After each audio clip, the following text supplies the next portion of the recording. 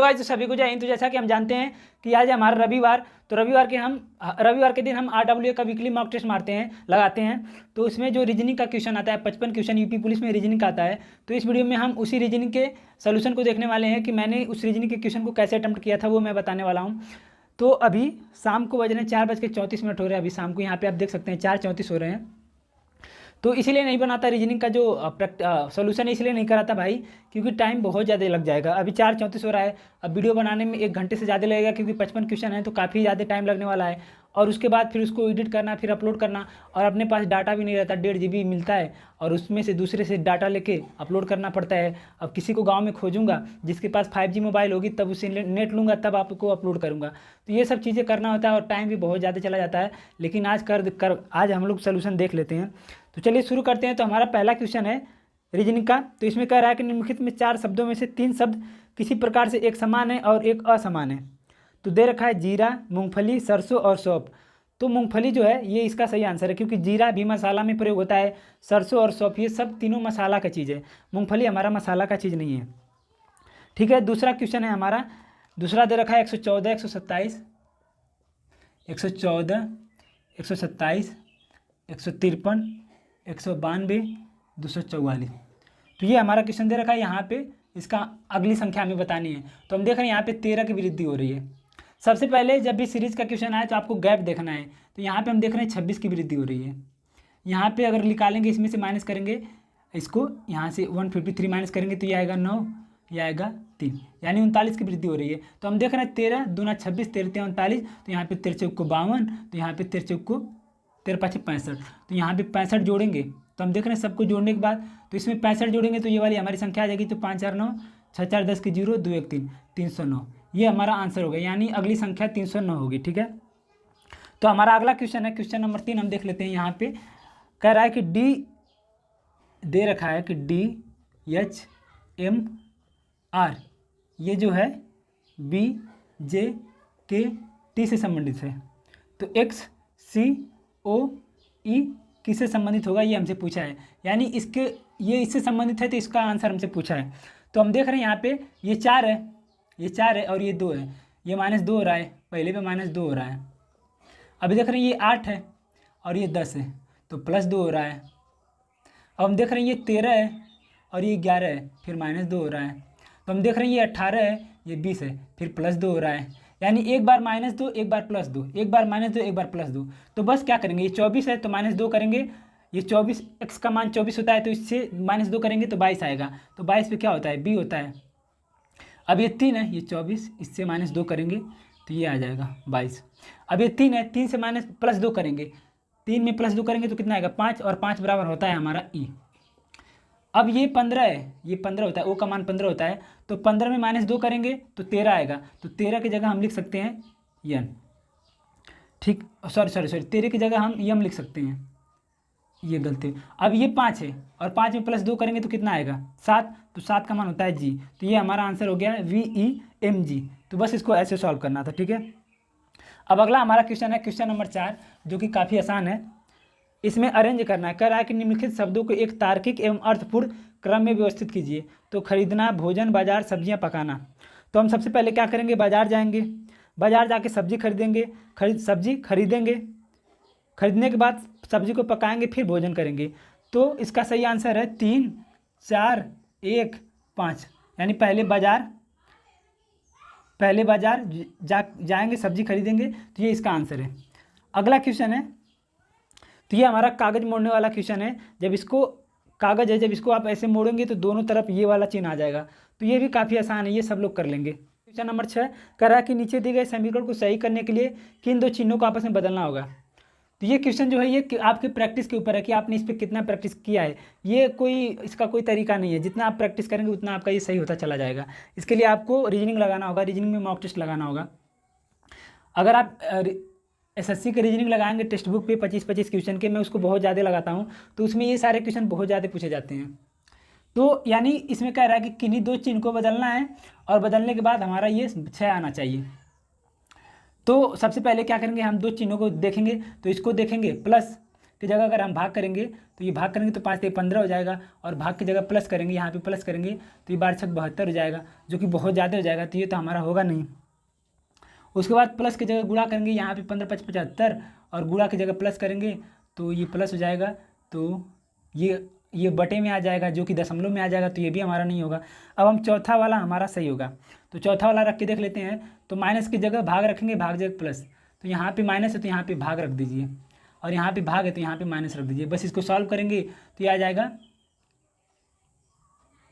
ये भाग है तो भाग में आ जाएगा, तो 5 दूना 10, 2 3 6, तो ये आ गया 15 + 3 - 12, तो ये 18 में से 12 घटाएंगे तो ये आ गया 6, तो ये हमारा आंसर सही हो गया। बस इसमें सेट करना होता है कि कौन सा ऑप्शन चिन्ह बदलने के बाद हमारा सही होगा। अब हमारा अगला क्वेश्चन है क्वेश्चन नंबर 7। क्वेश्चन नंबर 7 जो कि दर्पण का है, कि अगर दर्पण को हम रखेंगे, देखिए इसका एक तरीका और होता है, इसका एक तरीका और मैं बता दूं कि जो दर्पण वाला होता है इसको सॉल्व करने का एक तरीका और भी होता है, कि जब भी दर्पण प्रतिबिंब देते, जैसे ये क्वेश्चन 7वां है कि यहाँ पे दर्पण प्रतिबिंब दे रखा है, यहाँ पे मान लीजिए ये वाला क्वेश्चन दे रखा है, तो इसको मैं क्या करूँगा, अगर आपको नहीं आ रहा है, नहीं समझ पा रहे हैं, तो आप क्या करना, अगर दाएं साइड पूछे तो कागज़ का ये वाला चीज़ लेना, यहाँ पे इस दर्पण को बना देना, यहाँ पे ये जो फिगर है इसको एकदम ऐसे ही आपको बना लेना है। यहाँ पे टाइम लगेगा लेकिन आंसर एकदम सही आएगा।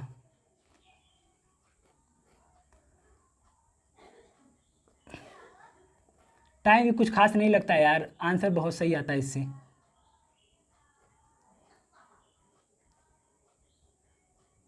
अब आप बना लिए ऐसे, थोड़ा सा गहरा करके बनाइएगा, तो जब आप ऐसे पलटेंगे तो ये जो फिगर आपको इस साइड जो फिगर बदलने के बाद आएगा, इस साइड पलटने के बाद जो फिगर आएगा उस ऑप्शन में मिला लीजिएगा, यहाँ पे ऑप्शन मिलाइएगा, तो जो ऑप्शन मिलेगा वही हमारा सही हो जाएगा। 2 ऑप्शन मिलेगा वही हमारा सही होगा, तो यहाँ पे हमारा बी वाला ऑप्शन मिल रहा है, ये आपको सही हो जाएगा। तो फिगर वाले क्वेश्चन को आप ऐसे भी कर सकते हैं रफ की सहायता से, जो भी आपके पास अगर कॉपी रफ हो तो जल्दी से बना के उस साइड पलट के देख सकते हैं। ठीक है, तो हमारा अगला क्वेश्चन है क्वेश्चन नंबर 8, कह रहा है कि 2, यहाँ पे 3, यहाँ पे 5, यहाँ पे 125 दे रखा है, ये 343, ये 216, यहाँ पे दे रखा है 3, यहाँ पे 4, यहाँ पे खाली है, तो इसी जगह को हमें भरना है। कह रहा है कि इस जगह पे कौन सी संख्या आएगी, तो हम देख रहे हैं कि 2 है ऊपर, ये 3 है, 3 और 2 को जोड़ने के बाद 5 आ रहा है, और 5 का क्यूब करने के बाद 125 आ रहा है। ठीक, अब यहाँ पे देख रहे हैं 3 है, ये 4 है, और 4 और 3 को जोड़ने के बाद 7 आ रहा है, 7 का क्यूब क्या हो गया 343, और ये 5 का क्यूब हो गया। तो हम देख रहे हैं यहाँ पे जो 5 है और यहाँ पे जो संख्या होगी, तो इन दोनों को जोड़ने के बाद भी उसका क्यूब करेंगे तो 216 आएगा। तो ऑप्शन में हम देख रहे हैं संख्या मिलाएंगे, तो ये 216 किसका क्यूब है, ये 6 का क्यूब है, तो यहाँ पे 5 है, तो यहाँ पे कौन सी संख्या होनी चाहिए कि जोड़ने के बाद 6 आ जाए, 1 होना चाहिए। बस हमारा आंसर आ गया, यहाँ पे 1 होगा। तो हमारा अगला क्वेश्चन है क्वेश्चन नंबर 9। तो इसमें पूछा है कि आकृति में कितने वर्ग हैं, तो आकृति में कितने वर्ग पूछे हैं, तो जैसे सबसे पहले हम क्या करेंगे कि ये 1 2 3 4 5 इसमें हो गए, 1 2 3 4 5, ये 5 इसमें हो गए, 5 5 हो गए हमारे 10। ठीक, और ये बड़ा वाला ये हो गया 11। ठीक, और ये वाला ये हो गया हमारा 12, ये हो गया हमारा 12, और ये हो गया एक 13, और ये हो गया एक 14। तो इसमें टोटल 14 वर्ग हैं, तो ये इसका आंसर है कि इसमें टोटल 14 वर्ग हैं। ठीक है, अब हमारा अगला क्वेश्चन है क्वेश्चन नंबर 10, जो कि यहाँ पे M, फिर E, फिर P, फिर H, फिर S, फिर यहाँ पे मार्क चिन्ह ये हमें बताना है, फिर V, फिर N। रीजनिंग के क्वेश्चन काफ़ी आसान होते हैं, बस आपको थोड़ा सा प्रैक्टिस की ज़रूरत है और स्पीड की ज़रूरत है। जितना आपका कैलकुलेशन और प्रैक्टिस रहेगा आप उतना ही अच्छा कर लेंगे।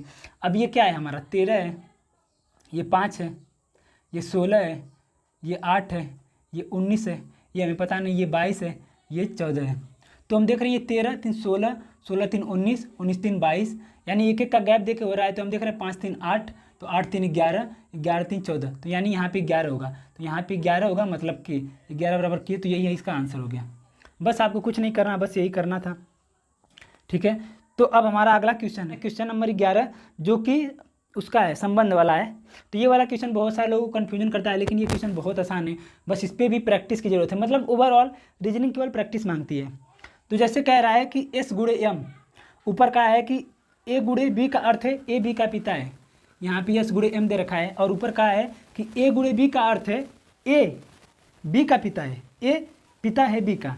तो S गुणे M का अर्थ है S पिता है M का, यानी S जो है पिता, यानी ये प्लस का मतलब होता है मेल, पिता है M का, यानी एस जो है एम का पिता है। ये पिता का, ये प्लस लगाया है मैंने क्योंकि ये मतलब ये पुरुष है, और अगर कहीं महिला रहेगी तो मैं उसे माइनस से डिनोट करूँगा, ठीक है। अब आगे कह रहा है कि एम भागे यू। अब एम गुणे एम भागे यू ऊपर क्या दे रखा है कि ए भागे बी का अर्थ है ए भाई है बी का, ए भागे बी का अर्थ है एम भाई है यू का, यानी एम भाई है यू का, एम भाई है यू का, ये भाई है यू का, ठीक। आगे क्या है यू प्लस एल। अब ऊपर क्या दे रखा है कि ए प्लस बी का अर्थ है ए बहन है बी की, यू प्लस एल का अर्थ है कि यू बहन है एल की, यू बहन है एल की, एल की ये बहन है, ये माइनस कर दिया क्योंकि ये बहन है एल की।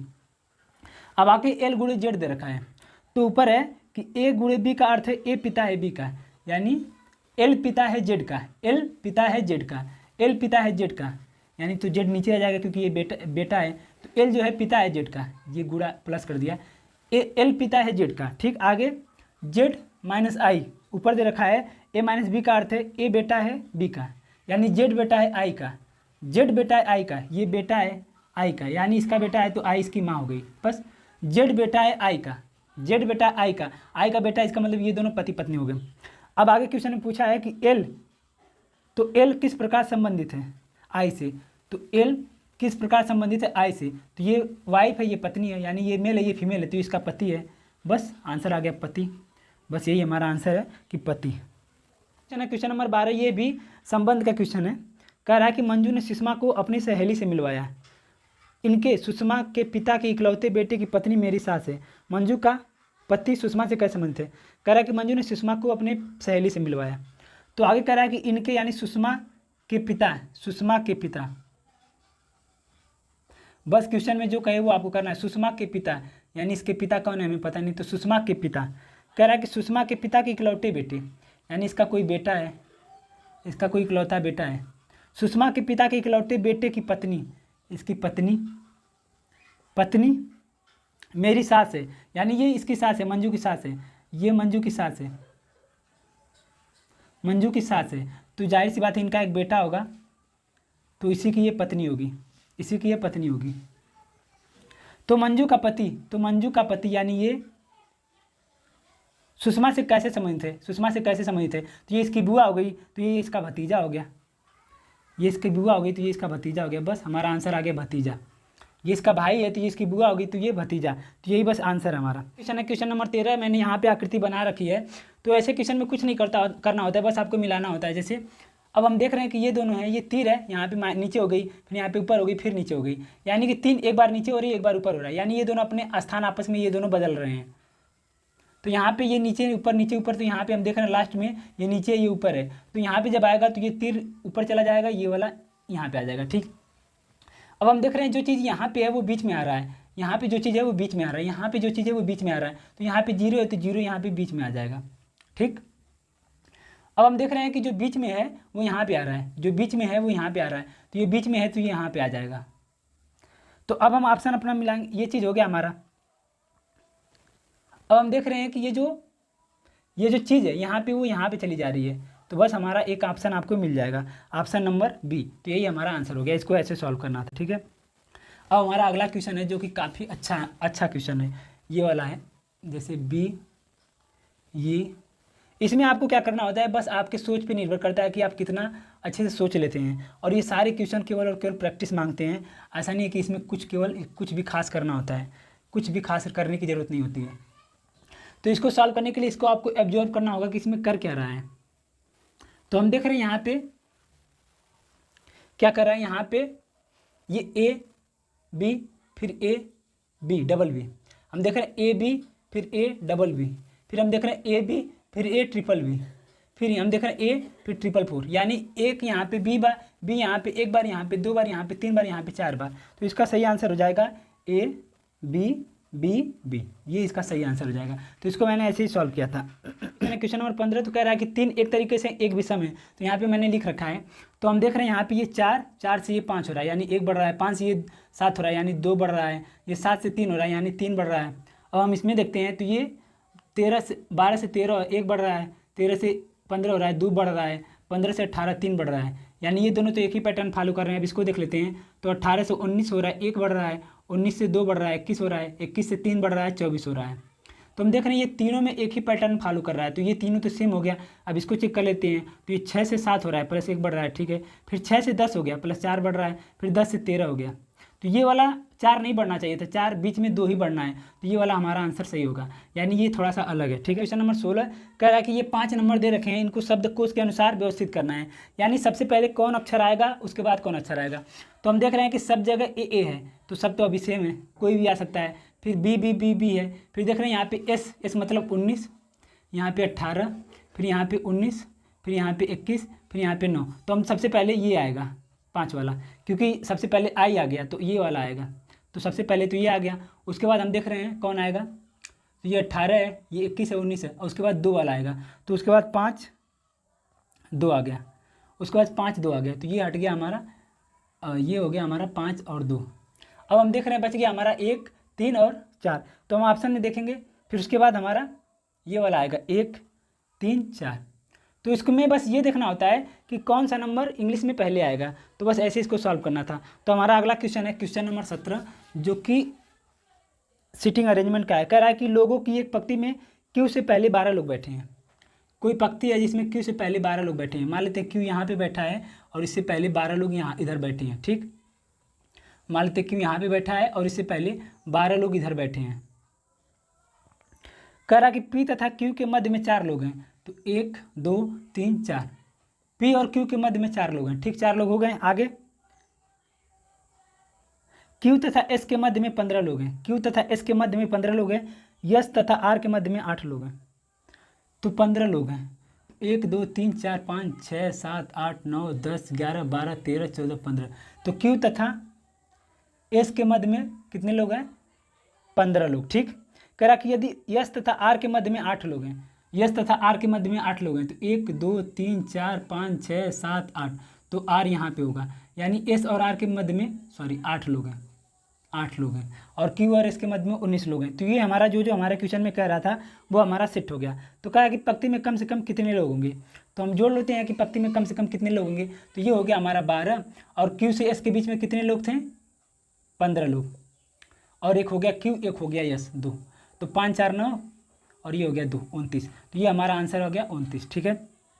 तो इसको मैंने ऐसे ही सॉल्व किया था, तो ये हो गया हमारा आंसर। क्वेश्चन है क्वेश्चन नंबर 18। यार टाइम बहुत ज़्यादा लग रहा है, ये लास्ट बार सोल्यूशन करा रहा हूँ, फिर मैं रीजनिंग का सोल्यूशन नहीं करा पाऊँगा, माफ़ कर देना मुझे। तो कह रहा है कि ये हमारा दे रखा है क्वेश्चन में और ये हमसे पूछा है, यानी ऐसा क्या किया गया है कि ये 13 आ गया है और ये 8 आ गया है। तो हम देख रहे हैं 3 और 2 है, तो 3 और 2 को जोड़ेंगे तो कितना आएगा, 5 आएगा, और इस 5 और 3 को जोड़ेंगे तो कितना आएगा, 8 आएगा, और 8 और 5 13 हो गया, ठीक। अब इसी तरह 5 और 3 को जोड़ने के बाद 8 आया है, तो क्या करेंगे, ये 4 हो गया, और ये 1 और 3 जोड़ेंगे तो ये 4 हो गया, तो 4 + 4 को जोड़ेंगे तो कितना आएगा, तो ये हमारा 8 आ जाएगा। तो इसका आंसर हो गया 8। तो इसमें बस ऐसे सॉल्व किया था, तो बस आपको दिमाग लगाना होता है कि कब कहाँ क्या करना है, ठीक है। तो हमारा अगला क्वेश्चन है क्वेश्चन नंबर 19 दे रखा है कि MOBILE दे रखा है और ZAMSUM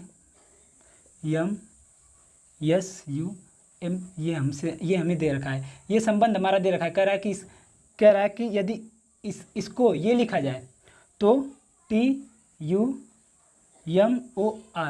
इसको क्या लिखा जाएगा। कह रहा है कि इसको अगर ये लिखा जाए तो इसको क्या लिखा जाएगा। तो अब आपको इसके बीच में संबंध खोजना होगा। तो संबंध खोजेंगे तो हम देख रहे हैं यहाँ पे 13 ये है, ये 13 है, ये 26 है। पहले लिख लेते हैं, ये 15 2 9 12 5, ये हमने लिख लिया, ये 26 1 13 19 21 13, ठीक है। तो हम देख रहे हैं ये 13 है और ये 26 है, तो 13 से कितना हो रहा है, 13 जोड़ रहे हैं इसमें, 26 हो जा रहा है। अब हम देख रहे हैं ये 15 है, ये 9 है, तो 15 है, ये 9 है, तो अगर हम 15 में 12 जोड़ेंगे तो कितना आएगा, 27 आएगा। तो 27 पे आता है ए, 27 पे आता है ये, अरे 26 के बाद जो 1 आएगा, 26 के बाद तो हमारा खत्म हो जाता है, तो 27 पे ए ही आएगा ना। 26 के बाद फिर एक से शुरू होगा, तो ये 1 आ जाएगा, यानी इसमें हम 12 जोड़ रहे हैं।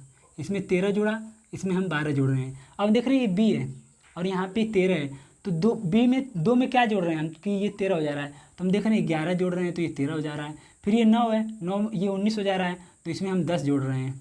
अब ये 12 है, ये 21 है, तो इसमें हम 9 जोड़ रहे हैं, यानी एक एक कम होता चला जा रहा है। 13, 12, 11, 10, 9, तो इसमें हम 8 जोड़ेंगे, जाहिर सी बात है। तो ये 5 है तो 8 जोड़ेंगे तो ये 13 हो जाएगा। तो अब सेम चीज़ इसमें करना है। ये हो गया 20 हमारा, ये हो गया 21 हमारा, ये हो गया 13 हमारा, ये हो गया हमारा 15, ये हो गया हमारा 18। तो अब इसमें 13 जोड़ेंगे, 13 जोड़ेंगे तो कितना आएगा 33। तो 33 यानी 26 के बाद 33, तो 33 में से 26 घटाएंगे तो ये हमारा 7 आएगा। तो यानी यहाँ पे 7 आएगा, और 7 का मतलब होता है जी। ठीक, अब यहाँ पे 21 है तो अब 12 जोड़ेंगे, 21 में हम 12 जोड़ेंगे तो कितना आएगा 3, 33, तो फिर हमारा 7 आ गया, तो फिर आ गया जी। अब यहाँ पे 13 है, 13 में कितना जोड़ेंगे 11, तो 11 जोड़ेंगे तो आ जाएगा 24, 24 पे आता है हमारा x। अब यहाँ पे 15 है तो 15 में 10 जोड़ेंगे तो आएगा 25, 25 पे आता है y। अब यहाँ पे 18, 18 में 8 जोड़ेंगे तो आएगा 26, 18 में 9 जोड़ेंगे तो आएगा हमारा 27, 27 का मतलब हो गया a। तो ये हमारा आंसर हो गया, यानी इसको हम ऐसे लिख सकते हैं। तो बस इसको ऐसे सॉल्व करना था। अब अगला क्वेश्चन है क्वेश्चन नंबर 20, जो कि कैलेंडर का है। काफ़ी आसान है, बस इसमें कुछ नहीं करना, आपका दिमाग चाहिए। कह रहा कि यदि बीते हुए कल से 3 दिन पहले, बीते हुए कल यानी ये हो गया हमारा आज, और ये हो गया हमारा बीता हुआ कल, कल 3 दिन पहले यानी 1, 2, 3, 3 दिन पहले, 3 दिन पहले बुधवार था, यानी यहाँ पे हमारा बुधवार है, यानी 3 दिन पहले ये हमारा बुधवार है। कह रहा है तो आगामी कल से 2 दिन बाद, यानी ये आज है, आगामी कल हमारा जो कल आएगा उसको आगामी कल कहते हैं। कल से 2 दिन बाद यानी 1 यानी 2, यानी यहाँ पे हमें बताना है कि कौन सा दिन होगा। तो बुध से जाएंगे बृहस्पतिवार, बृहस्पतिवार से शुक्रवार, शुक्रवार से यहाँ पे आएंगे शनिवार, शनिवार से आएंगे यहाँ पे रविवार। तो आज हमारा रविवार है, तो रविवार से 3 दिन बाद, तो सोमवार, मंगलवार, बुधवार, यानी ये हमारा आंसर आ गया बुधवार। तो बस इसको ऐसे सॉल्व करना था, इसमें कुछ नहीं करना था। अब अगला क्वेश्चन है जो कि हमारा घड़ी का क्वेश्चन है, काफ़ी आसान है, इसमें कुछ नहीं करना, एकदम आसान है, 2 सेकंड में आंसर आ जाएगा। कह रहा है कि यदि किसी घड़ी का दर्पण प्रतिबिंब 3:15 का समय दर्शाता है, 3:15 का समय दर्शाता है, तो इसका सही समय क्या होगा। दर्पण प्रतिबिंब का एक सूत्र होता है कि अगर कभी भी 24 घंटे वाला समय दे तो आपको क्या करना है 11:60 में से इसको माइनस कर देना है। ये फार्मूला है, फार्मूला है, समझ लीजिए, प्रतिबिंब निकालने का फार्मूला है, ये फार्मूला समझ लीजिए, प्रतिबिंब का फार्मूला है कि 11:7, ये घंटे वाला है, ये मिनट वाला है। तो क्या करेंगे, इसको माइनस कर देंगे 3, 15, इसको माइनस कर देंगे तो ये आ जाएगा 45 और ये आ जाएगा 8, यानी 8:45। तो ये हमारा सही आंसर है। बस इसको ऐसे ही, इसी को याद रखना है आपको, 11:60। तो हमारा अगला क्वेश्चन है क्वेश्चन नंबर 22। कह रहा कि एक वर्ड दे रखा है, कह रहा कि 4 ऑप्शन है, कह रहा कि कौन सा वर्ड नहीं बनाया जा सकता। तो आप लोग इसको कर ही लिए होंगे, ये तो आसान है, बस खोजना था। अगला क्वेश्चन है कि एक महिला 3 किलोमीटर उत्तर की ओर चलती है। क्वेश्चन कह रहा है कि उत्तर हमारा क्या होता है। हमको पता है कि इधर ईस्ट है, इधर ये पूरब है, ये हमारा पश्चिम है, ये हमारा उत्तर है, ये हमारा दक्षिण है, ये तो सबको पता ही होगा ना। कह रहा है कि एक महिला उत्तर की ओर 3 किलोमीटर उत्तर की ओर जाती है। तो मान लेता हूँ यहाँ से ये 3 किलोमीटर उत्तर की ओर जाती है, ठीक। फिर पश्चिम की तरफ मुड़कर 4 किलोमीटर चलती है। तो यहाँ से पश्चिम किधर है, इधर है ना, तो पश्चिम की तरफ 4 किलोमीटर चलती है, ठीक। फिर कह रहा है कि फिर दक्षिण की ओर मुड़कर 7 किलोमीटर चलती है। तो दक्षिण नीचे है, तो दक्षिण की ओर मुड़कर 7 किलोमीटर चलती है, यानी यहाँ से यहाँ तक तो ये हो गया 3, ये हो गया 4, 7 किलोमीटर चलती है। आगे कह रहा है कि और फिर अपने बाईं ओर मुड़ जाती है, फिर अपने बाईं ओर मुड़ जाती है। तो देखिए इसका बाईं किधर होगा, इसका बाईं इधर होगा, इधर। इसका जो बायां होगा ये इधर होगा, क्योंकि महिला ऐसे चल रही है, ऐसे इधर की तरफ चल रही है, तो इसका जो बायां होगा इधर होगा। आप अपने को रख के देख सकते हैं कि जब आप ऐसे चलेंगे तो किधर आपका बायां होगा, इधर हो गया। तो कह रहा है कि फिर महिला बाएं की तरफ मुड़ती है और 4 किलोमीटर चलती है। तो यहाँ से 4 किलोमीटर चलती है, ठीक। कह रहा है कि वो अपनी प्रारंभिक स्थिति से अब कहाँ है। तो प्रारंभिक स्थिति कहाँ है, अब ये यहाँ पे है, तो इससे नीचे की तरफ है ना, कितना, ये 4 किलोमीटर। तो ये प्रारंभिक स्थिति से दक्षिण की तरफ 4 किलोमीटर है। तो इसका सही आंसर हो जाएगा 4 किलोमीटर दक्षिण में, 4 किलोमीटर दक्षिण में। तो ये इसका सही आंसर हो गया, ठीक है। तो अब हमारा अगला क्वेश्चन है क्वेश्चन नंबर 25। तो ये कि लिखा है कि क्या भारतीय फिल्मों से गानों का हटाया जाना चाहिए। तो ये आपके विवेक पे है, ये कोई नहीं बता सकता, ये मेरा भी गलत हो सकता है, आपका ये, हालांकि मेरा ये सही हो गया है। हाँ, बॉलीवुड फिल्मों की गानों कोई गाने न होने के बावजूद हिट होती है, ये कोई ताल्लुक नहीं हुआ। इसमें क्या होता है कि जो कथन में दे रखा है वही आपका ऑप्शन में होना चाहिए, अगर निष्कर्ष तर्क में होना चाहिए, अगर नहीं दे रखा है तो गलत हो जाएगा। नहीं, गाने फिल्मी की लंबाई बढ़ाने में मदद करते हैं, ये तो हमारा उसमें कहा नहीं है कथन में कि गाने लंबाई बढ़ाते हैं। तो इसका ना तो ये तर्क सही होगा ना तो दूसरा तर्क। ठीक है, हमारा अगला क्वेश्चन है क्वेश्चन नंबर 27, जो कि मैंने यहाँ पे बना रखा है। तो कह रहा है कि सबसे पहले हम क्या करते हैं, पॉइंट देते हैं। इसमें आपको क्या करना होता है, इसमें आपको लिखना नहीं होता है, ये मैंने बताने के लिए लिखा है। इसमें आपको मोबाइल में देख के इस चीज़ों को अपने दिमाग में सॉल्व करना होगा। ठीक है, कह रहा है त्रिभुज तैराक, ये त्रिभुज जो है तैराक को बताता है, ये तैराक हो गया। आगे कह रहा है कि वृत्त महिला, ये वृत्त हो गया महिला। ये आपको लिखना नहीं, ये आपको अपने मन में ही पता होना चाहिए कि वृत्त हमारा महिला है। उसके बाद आयत भारत, भारती, ये भारती है, आयत जो है भारती। उसके बाद कह रहा है कि वर्ग जो है अंतरिक्ष यात्री, ये अंतरिक्ष को दिखाता है, अंतरिक्ष यात्री, ये अंतरिक्ष यात्री। अब हमारा क्वेश्चन क्या पूछा है कि अक्षरों का कौन सा समूह उन महिलाओं को दर्शाता है। तो सबसे पहले महिला, तो सबसे पहले हमारा ध्यान जाना चाहिए इस पे। अब हम सबको भूल जाएंगे, केवल इस पे ध्यान रहेगा, इन चारों पे।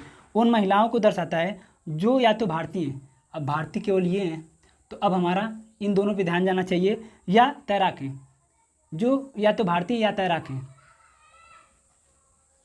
या भारतीय या तैराक हैं। तो हम देख रहे हैं ये जो डी है ये तैराक है और ये बी और सी भारतीय हैं। तो यही हमसे पूछा है कि कितनी महिलाएं या तो भारतीय हैं, बी और सी भारतीय हैं, और या तैराक है यानी डी। तो बी सी डी, ये हमारा जिस भी ऑप्शन में रहेगा यही हमारा सही हो जाएगा। तो ये हमारा आंसर है बी सी डी। अब हमारा अगला क्वेश्चन है क्वेश्चन नंबर 28। कह रहा है कि सम्मिश्र संख्या, पूर्णांक और प्राकृतिक संख्या में क्या अंतर है। अब क्या चीज़ है, तो इसका ऑप्शन नंबर सी सही होगा। सम्मिश्र संख्या में आ जाएगा पूर्णांक और पूर्णांक में आ जाएगा प्राकृतिक संख्या। तो ये तीनों जो गोला ये वाला है वो वाला सही होगा। आप इसे गूगल करके देख सकते हैं, ये सम्मिश्र संख्या में क्या क्या चीज़ें आती हैं और पूर्णांक में कौन सी संख्या आती हैं और प्राकृतिक में कौन सी संख्या आती हैं। ठीक है, अगला क्वेश्चन है क्वेश्चन नंबर 29। तो यहाँ पे दे रखा है कि यह जानने के लिए कि 60 व्यक्तियों का साक्षात्कार किया गया। कह रहा कि 60 टोटल 60 व्यक्ति हैं, जिसमें से कुछ टेनिस खेलते हैं, कुछ कैरम खेलते हैं, कुछ शतरंज खेलते हैं। तो यहाँ पे डाटा दे रखा है। कह रहा है कि इसका अध्ययन करें और बताएं कि कितने व्यक्ति कोई भी खेल नहीं खेलता। तो इसका एकदम सिंपल तरीका है। तो यहाँ पे जितने भी व्यक्ति हैं वो कोई ना कोई खेल खेल रहा है, तो हम क्या करेंगे, इस सारों को जोड़ लेंगे। तो 12 + 11 आ गया 23, और 7 + 10 17, और 9 8 17। तो 7 के साथ 14, 15 16 17 के साथ हासिल 1 2 3 4 1 5 आ गया 57।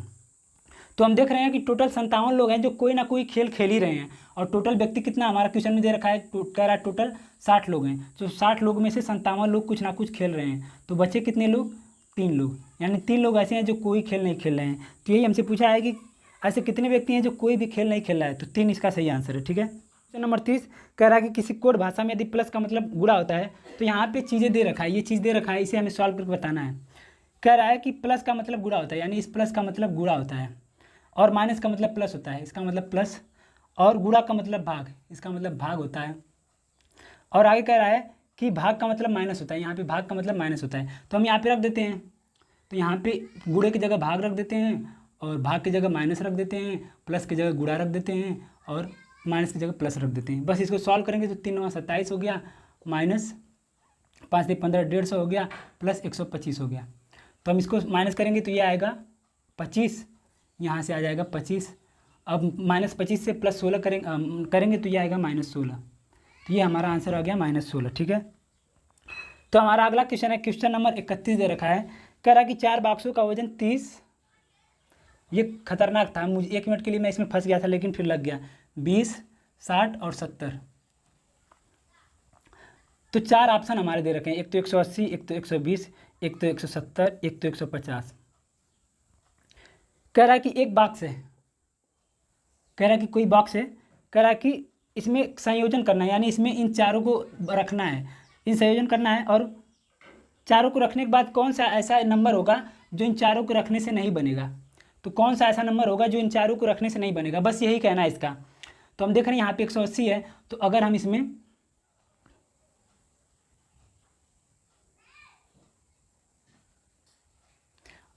इन चारों को रख देते हैं, यहाँ पे 30 रख देते हैं, यहाँ पे 20, यहाँ पे 60, यहाँ पे 70। तो अगर हम इन चारों को जोड़ेंगे तो 7 6 13 2 15 3 18, तो ये 180 बन जा रहा है। तो ये इसका सही हो गया। यानी बस ये आपको चेक करना है कि कौन सा नंबर इसे रखने के बाद उसका जोड़ इन चारों में से नहीं आएगा। अब 120 को चेक करते हैं, तो हम क्या करेंगे, 7 70 30 और 20 को रखेंगे, तो हमारा 120 भी बन जाएगा। 7 3 10 2 2 12 120 भी हो गया। अब हम क्या करेंगे, इसको चेक करेंगे, इसको चेक करेंगे। तो उससे पहले हम इसको चेक कर लेते हैं। तो हम क्या करेंगे,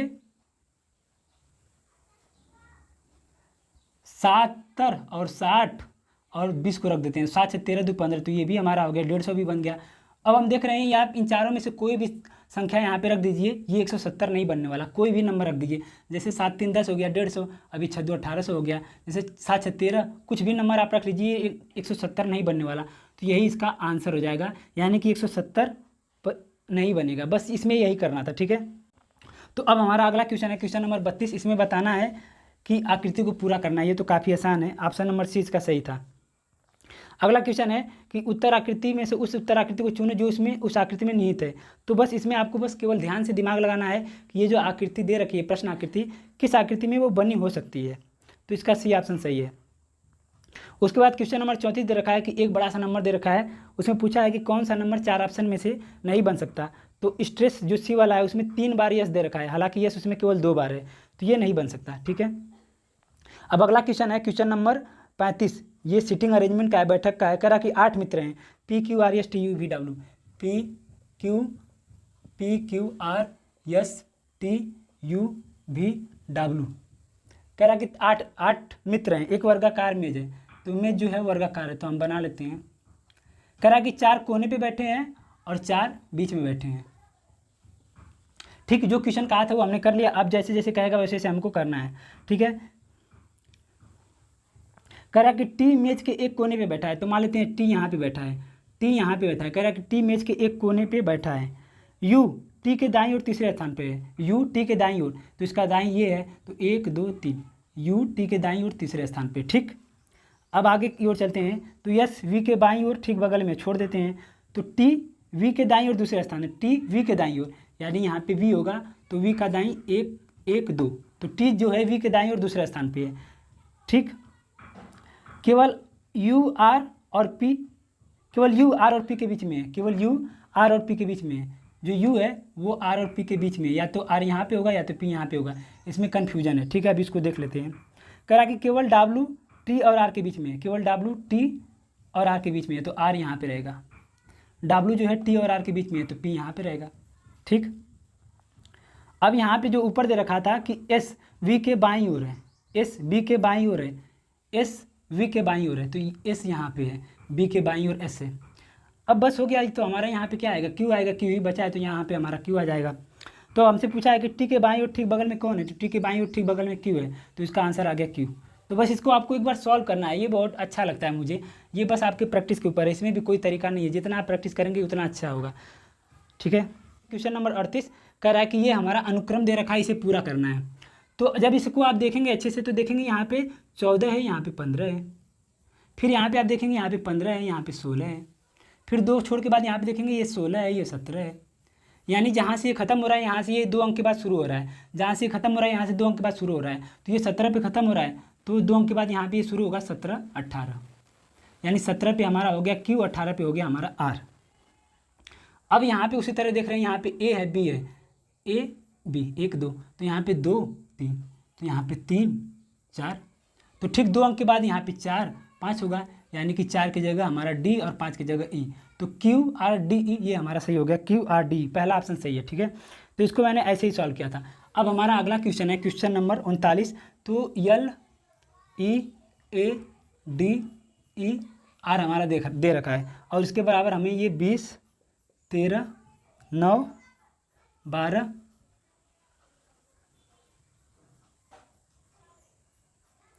और इसके बराबर सॉरी यहाँ पे हमारा 20 13 ये 9 ये 12 ये 13 ये 26 दे रखा है, और हमसे पूछा है कि LIGHT बराबर क्या होगा, यानी ये हमारा दे रखा है और ये हमसे पूछा है, यानी इसके बीच में ये संबंध हमें पता करना होगा कि इसको ऐसे क्यों लिखा गया है। ये कोडिंग डिकोडिंग का क्वेश्चन होता है, इसको प्रैक्टिस करेंगे तो आपके दिमाग में अपने आप कैप्चर कर लेगा, ठीक है।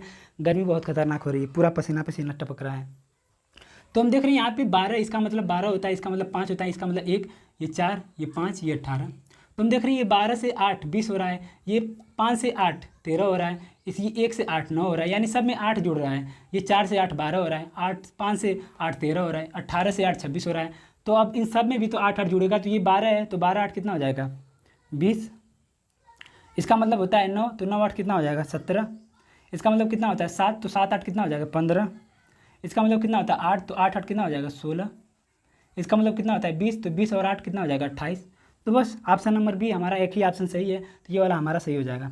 ठीक है, तो अब हमारा अगला क्वेश्चन है क्वेश्चन नंबर 40, जो कि डायरेक्शन का क्वेश्चन है। कह रहा है कि जान का घर अपने चाचा के ऑफिस से 100 मीटर उत्तर की ओर है। तो मैंने पहले ही बता दिया था कि ये हमारा पूरब है, ये हमारा पश्चिम है, ये हमारा उत्तर है, ये हमारा दक्षिण है। कह रहा है कि जान का घर उसके चाचा के ऑफिस से 100 मीटर उत्तर की ओर है। ये उसके चाचा की ऑफिस हो गई, ये चाचा की उसकी ऑफिस है। ठीक, कह रहा है कि यहाँ से उसका घर 100 मीटर उत्तर की ओर है, यानी 100 मीटर उत्तर की ओर है। जान का घर यहाँ पे है, यहाँ पे जान का घर है। ठीक, अब आगे कह रहा है कि उसके चाचा का घर उसके चाचा के ऑफिस से 200 मीटर पश्चिम में है, यानी ये इसके चाचा का ऑफिस है, तो इनका घर जो है इनके ऑफिस से पश्चिम में 200 मीटर है। तो 200 मीटर पश्चिम में ये इनका घर है, यहाँ पे इनका घर है, इसके चाचा का यहाँ पे घर है, चाचा का घर। अब आगे कह रहा है कि कबीर जान का मित्र है, जान का एक मित्र है कबीर, और जान के घर से पूर्व की ओर 100 मीटर दूरी पर रहता है। कबीर इसका मित्र है जो कि इसके घर से 100 मीटर पूर्व में रहता है, 100 मीटर पूर्व में यहाँ पे कबीर रहता है। ठीक, अब कह रहा है कबीर का ऑफिस उसके घर के दक्षिण में 100 मीटर है। तो कबीर का ऑफिस इसके घर के दक्षिण में, ये इसका घर है, घर से इसका दक्षिण क्या होगा नीचे होगा, तो दक्षिण में यहाँ पे 100 मीटर। तो ये इसका ऑफिस है, ये कबीर का ऑफिस है, सॉरी हाँ कबीर का ये ऑफिस है। कबीर का ऑफिस उसके घर से 100 मीटर दक्षिण में है। ठीक, कह रहा है कि उसके चाचा का घर कबीर के ऑफिस से कितनी दूर है। तो उसके चाचा का घर यहाँ पे है, कबीर का घर यहाँ पे है, तो इसका घर कितनी दूर है। तो ये हमारा दूरी हो गया, ऊपर दे रखा है 100 मीटर, और यहाँ से यहाँ तक की दूरी हो गया 200, तो ये टोटल हो गया 300 मीटर। यानी उसके चाचा का घर और कबीर के ऑफिस के बीच की दूरी 300 मीटर है। तो ऑप्शन नंबर बी सही है, यही हमारा आंसर है। अगला क्वेश्चन है क्वेश्चन नंबर 41। तो इसी पे लगातार 46 तक हमारा दे रखा है, 5 क्वेश्चन केवल इसी पे दे रखे हैं। ये बहुत आसान होता है, इसका अगर आप किसी से पढ़ना चाहते हैं तो इसका कोई उपाय नहीं है। इसको मैंने बस केवल प्रैक्टिस से सीखा है, अपने आप सीख लिया है। यकीन मानिए इससे यहाँ इसको आप किसी और क्लास से सीख ही नहीं सकते, खुद से सीखना पड़ेगा।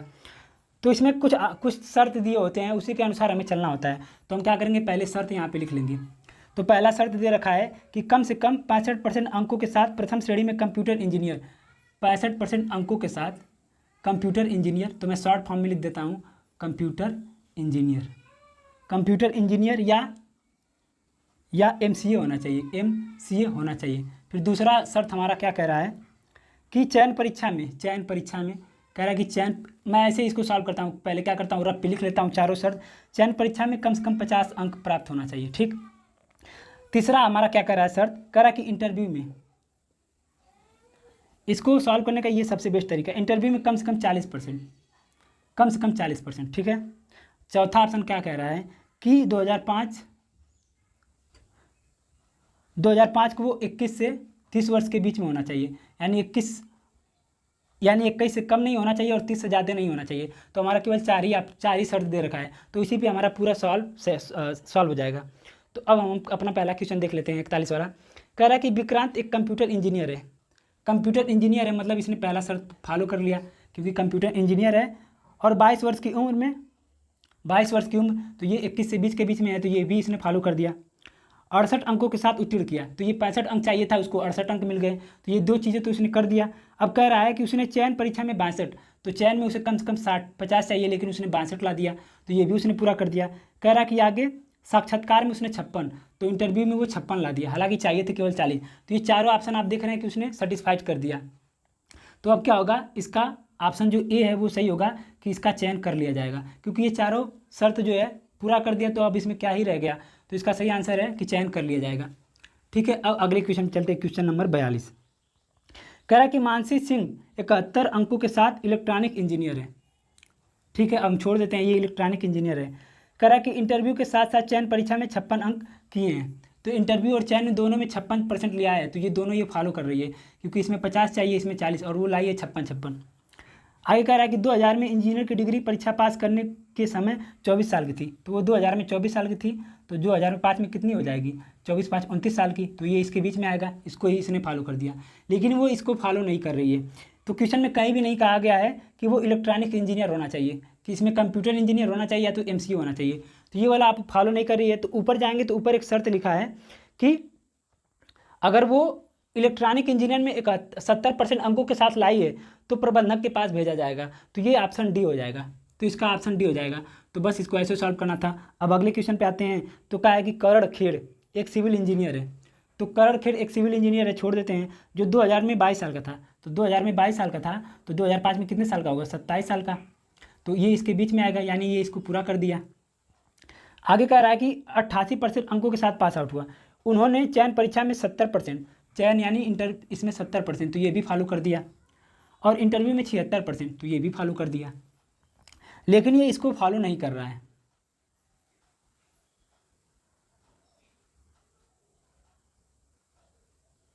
लेकिन ये इसको फॉलो नहीं कर रहा है, तो इसका वाला ऑप्शन बी सही हो जाएगा। ऊपर आप जाएंगे तो ये वाला ऑप्शन आपको दिखेगा। तो बस इसको ऐसे सॉल्व करना था। तो अब अगले क्वेश्चन पे आ जाते हैं। कह रहा कि अंशुल ने बीएससी में 72 अंकों के साथ हासिल किया और आईटी और इलेक्ट्रॉनिक इंजीनियरिंग में 76 अंक प्राप्त किए। ठीक है। कह रहा कि उनके अंक क्रमशः 58 और 52 है। चयन में 58 यानी ये फॉलो कर रहा है, पर इंटरव्यू में 52 है, ये भी फॉलो कर रहा है।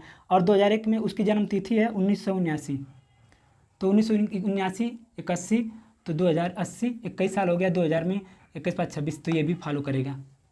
तो ये वाला फॉलो नहीं कर रहा है। तो अब आप अगर ऊपर जाएंगे तो आप देखेंगे कि वह 2001 से सिस्टम एनालिस्ट के रूप में काम कर रहा है। तो ये वाला ऑप्शन वहाँ पे दे रखा है, पहला वाला, दूसरा वाला। तो ये वाला हमारा सही हो जाएगा, डी वाला, कि वो उसके पास भेजा जाएगा। यहाँ पे मैंने दिखा नहीं रहा है, तो ये वाला ऐसे हो जाएगा। ठीक है। तो ऐसे ही करके सारे चीज़ को आप ऐसे सबसे पहले आपको लिख लेना है, बस जो जो शर्त कहे उसके हिसाब से आपको चलना है। ठीक है। तो अब हम आ जाते हैं अपने अगले क्वेश्चन पे, क्वेश्चन नंबर 46। तो इसको आपको ऐसे सॉल्व करना था। कह रहा है कि आबकारी अपराधों का पता लगाने व चालान करने का अब अधिकार इनमें से किसको है? तो इसका आंसर डी वाला सही होगा, आबकारी, निरीक्षक व पुलिस दोनों को। ठीक है। अब क्वेश्चन नंबर 48 कह रहा है कि जनरल डायरी का अधिकार किसको है? तो जनरल डायरी लिखने का अधिकार किसको है? तो थाना अध्यक्ष को भी है, समस्त उपनिरीक्षक को है, यानी सब इंस्पेक्टर हैं सबको है, और हेड मुहर्री को है। तो यानी उपरोक्त सभी, ये इसका सही है। फिर जो यहाँ पे जो भी हमारा दे रखा है मानसिक अभिरुचि, ये ऐसा नहीं कि ये मुझे आता है, बस आपको धीरे धीरे प्रैक्टिस करते करते आ जाएगा। जैसे अपराध नियंत्रण के अंतर्गत भूमि संबंधी अपराधों को निस्तारित किया जाना चाहिए। तो जो मानसिक अभिरुचि है वो मैं छोड़ देता हूँ, क्योंकि ये किसी का सही होता है, किसी का नहीं सही होता है, ये तो आपके ऊपर है। क्वेश्चन है क्वेश्चन नंबर 23, जो कि इन्होंने गलत आंसर दे रखा है। तो इसका आंसर 3 सही होना चाहिए, लेकिन वो मैंने 3 मारा था तो ये गलत हो गया, नहीं तो मेरा 51 सही हो जाता है रीजनिंग में। तो यहाँ पे ये गलत दे रखा है। जैसे यहाँ पे कह रहा है कि ये नंबर दे रखा है, कह रहा है कि क्यू जो है वो मध्य में होना चाहिए, और पी और एस इसके आसपास किसी भी बगल हो सकते हैं, या तो एस पी इधर हो सकते हैं। तो हम देख रहे हैं यहाँ पे केवल एक जगह यहाँ पे क्यू बीच में है, और पी और एस बगल में, और एक यहाँ पे है, और एक यहाँ पे है। लेकिन ऑप्शन में 4 जगह दे रखा है, तो ये इन्होंने गलत उत्तर दे रखा है। तो इसका उत्तर जो सही होगा वो 3 ही होगा। 23 वाले का उत्तर सही होगा 3। ठीक है। हमारे रीजनिंग के क्वेश्चन, भाई रीजनिंग के क्वेश्चन कराने में हालत ख़राब होगी। अभी पता नहीं, अभी आप लोग देख सकते हैं कि जब से मैं वीडियो बना रहा हूँ तब से अभी 5:35 हो रहे हैं। अब इसको एडिट करने में भी 1 घंटे से ज़्यादा समय लग जाएगा, क्योंकि क्वेश्चन को स्क्रीन शॉट लेके फिर एडिट करके वहाँ पे दिखाना होगा, तो काफ़ी टाइम लगता है। इसीलिए मैं नहीं कराता रीजनिंग का, और कोई मतलब भी नहीं रीजनिंग कराने का, क्योंकि सभी लोग कर ही लेते हैं, कुछ ही क्वेश्चन बचता है, तो क्या ही मतलब है। डिजिटल बोर्ड तो है नहीं कि पूरा क्वेश्चन छाप दो, बस अच्छे से करा दो। अच्छे से मैं करा भी नहीं पा रहा हूँ। तो चलिए ठीक है।